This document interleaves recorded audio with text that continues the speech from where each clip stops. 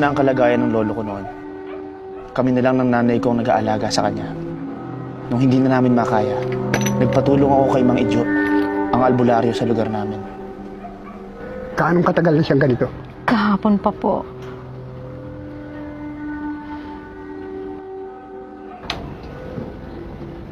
Hindi na to dala ng sakit niya. Ho? May ibang dahilan.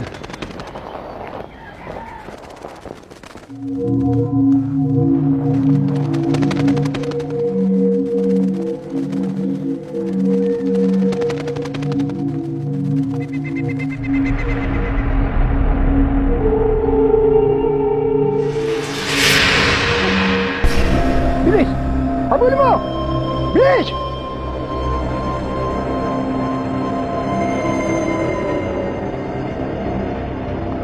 Sandali!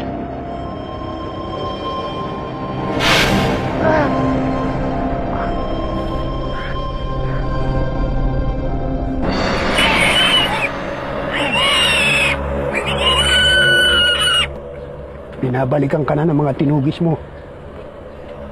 Anong ibig ninyong sabihin? Sino ba yung nakita ninyo kanina? Bakit siya nandito? May mga nilalang na nakakaamoy ng kaluluwang malapit ng lumisan. Umaaligid sila hanggang sa tuluyan na itong mamayapag. Malakas ang hatak nila ngayon dahil lang yung amay nakaratay. Mang Idyo, sila ho ba yung mga aswang na nakalaban ni Tatang noon? Sila ho ba yun? Naghihiganti ho ba sila ngayon kay Tatang? May kutob ako.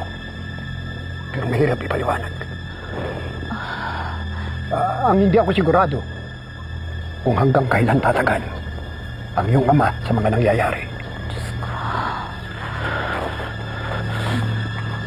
Mang Idyo, hindi ko po nahabol yung tao sa labas. Pero nakita ko po to.